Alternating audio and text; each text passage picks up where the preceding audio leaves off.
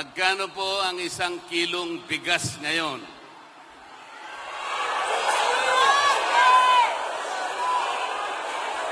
Hindi ko po marinig ang sagot nyo. Magkano po? 53 pesos? Number yata yan ni Pastor Kibuloy. Mura po ba ang singil ng kuryente sa ating bansa ngayon? Mura po ba ang presyo ng mga pangunahing bilihin ngayon? Mura po ba ang presyo ng pagkain ngayon? Murang-mura po ba ang pagpapagamot ngayon? Wala nang mura?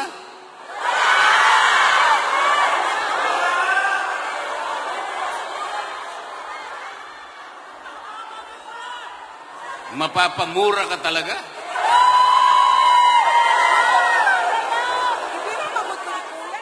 Mga kababayan, maraming salamat po sa inyong mainit na pagtanggap sa hapong ito. Galing pa po kami sa Davao City at hindi pa po ako nakakauwi dahil napagsabihan kami na naghihintay po ang ating mga kababayan dito sa Calamba. Hindi naman po pwede na hindi namin kayo tagpuin ngayon.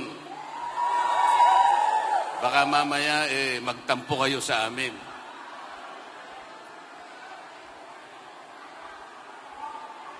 Bakit po imbes na maging mura ang mga bilihin, ang pagkain, ang kuryente, at lahat ng bagay na kailangan ng mamamayan para sa mabuhay, ay wala nang tigil ang pagtaas? Bakit po kaya? Dahil po sa malalang katiwalian at korupsyon sa ating bansa. Lubog na po ang ating bansa sa korupsyon. Meron nga pong nagpadala sa akin ng isang litrato sa Viber. Meron pong isang flood control project. Hindi pa po dumarating ang baha. Wala pa pong tubig. Nagiba na po yung project. Kaya nakalagay po dun sa kanyang minota, flood control project, sabi niya. 80% lupa, plus 15% simento, plus 5% bakal, equals pera. Napakahirap po talaga. Ngayon po, darating na naman po ang mga kumakandidato bilang senador sa kabilang kampo. Lalapit silang lahat sa inyo para sa ganon ay humingi na inyong mahalagang tulong upang sila'y muling mailuklok sa kanilang mga pwesto. Hindi ba ninyo itatanong sa kanila, bakit po kayo lumalapit na naman sa amin? Samantalang yung tungkulin po na ipinangako ninyo sa amin maraming panahon nang nakararaan, ay wala namang natupad. Yung pangako po ninyo na magandang buhay, na mailagay nyo po kami sa magandang kalagayan, nasaan na po yun? Lalapit sila sa inyo, meron daladalang konting ayuda. Ang tawag po nila dyan sa mga ayuda, AKAP, AIX, lupad, at kung ano-ano pa. Ipagpalagay na po natin ang matatanggap ng bawat isa. Ngayong nalalapit po ang eleksyon ay 10,000 piso. 10,000.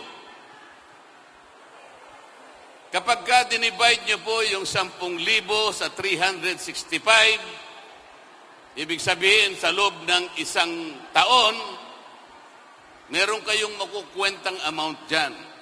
Ano man ang makwenta nyo, i-divide nyo uli by 6. Sapagkat ang termino ng isang senador ay 6 na taon.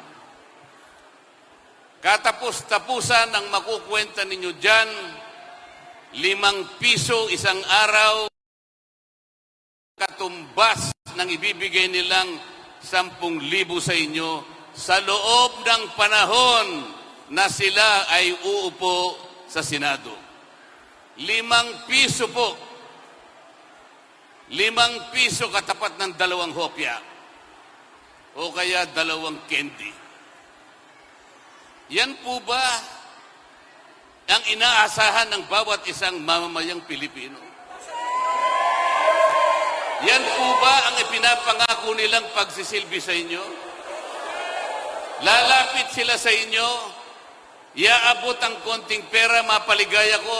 Mapaligaya siguro kayo, baka wala pang isang araw eh. Baka lahating araw lang, wala na yung binigay nila. Ang katapat po nun sa loob ng 6 na taon, 5 piso isang araw. Sa harap ng napakamahal na bilihin na sa araw-araw ay nagiging hamon sa bawat isang Pilipino. Maawa po kayo sa ating bansa. Maawa kayo sa inyong pamilya. Huwag kayong papayag na insultuhin kayo. Ang Pilipino ay merong dangal. Ang Pilipino, hindi niya ipagpapalit ang kanyang dangal. Ayaw ng Pilipino ang ayuda. Alam po ninyo ang ayuda. Kailangan lamang po natin yan sa panahon ng krisis. Nasunugan, tulungan mo. Nabagyo, nabaha, tulungan mo. Yan yung ugaling Pilipino. Pero kaya siya pupunta, dala-dala yung ayuda sa'yo. Para sa ganon, ay malinlang kanya. Para sa ganon, sa kinang ng perang dala-dala niya, baka sakaling ikaw ay may iligaw niya. Binabayaran niya ang boto mo. Huwag po ninyong ipagbibili ang kinabukasan ng inyong pamilya. Ang Pilipino po, kahit mahirap ang kanyang buhay, ang gusto niya, ang gusto ng Pilipino, bigyan mo siya ng pagkakataong makapagtrabaho. Yun ang gusto ng Pilipino. Ang Team Suka ay may asim. Yung kabila,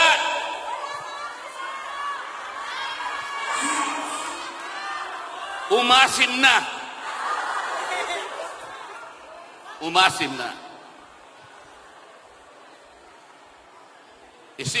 Isimplify na lamang po natin ang issue, mga kababayan. Gawin nating simple ang pinag-uusapan. Iboboto nyo ba yung team na silang may kagagawan kung bakit napakataas ng presyo ng lahat ng bilihin? Iboboto ba nyo yung team na silang may kagagawan kung bakit lubog na sa katiwalian at korupsyon ng ating bansa? Pati pera po ng PhilHealth, kinulimbat na. Pati pera ng PDIC, kinulimbat na. Pati pera ng 2 bangko na ang kanilang gawain ay palaguin ang ekonomiya ng bansang ito, kinulimbat din. at inilagay nila ang mga perang yan sa mga proyekto na silang ang kikita. Yan po ba ang team na iboboto ninyo? Yung team na yan din ang may kagagawan kung bakit na-impeach ang Vice President. Gusto nyo ba yung team? Yung team na gustong tanggalin ang Vice President? Wala pong kasalanan ang Vice President. Ako po ay kasama sa House of Representatives. Ang kalabang ko po ay napakarami. Napakarami nila. Ngunit sinasabi ko sa kanila, mali ang batayan ninyo. Mali pati proseso na ginamit ninyo. Walang kasalanan ang Vice President. Yang team na yan ang gumawa ng paraan para sa ganun ma-impeach ang Vice President. At kapag yung team na yan ay nanalo uli, tuloy-tuloy na nilang tatanggalin ng Vice President. Alalahanin po ninyo, mga kababayan, ang ating pangalawang Pangulo, Sara Duterte, ay inihalal ng mahigit 32 milyong Pilipino. Ang bawat isa sa inyo ay kasama doon sa bumoto sa kanya. Yung kapangyarihan na ibinigay ninyo sa Vice President, basta-basta na lang nilang tatanggalin. Yun po yung team na lalapit uli sa inyo. Sila po uli ang lalapit sa inyo. Lalapit na nagmamagandang puso. Ewan ko naman kung papansinin niyo pa.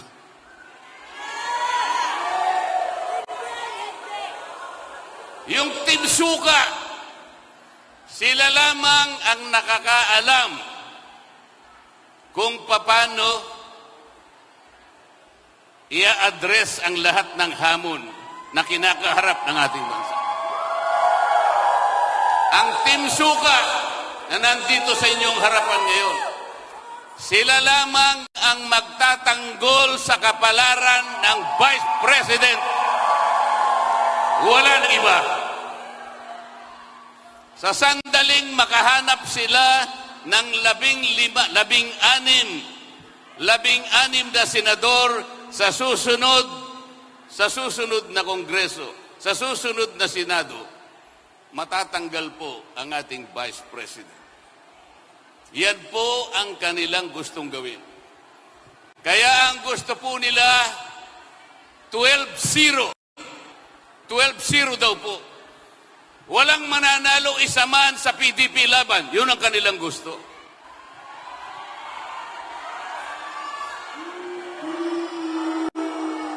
Sapagkat gusto nilang siguruhin na matatanggal ang Vice President. Papayag po ba kayo na mangyari ito?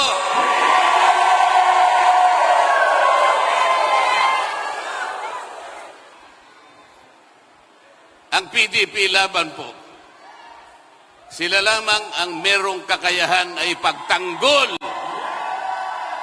at pigilin ang kanilang mga balakin.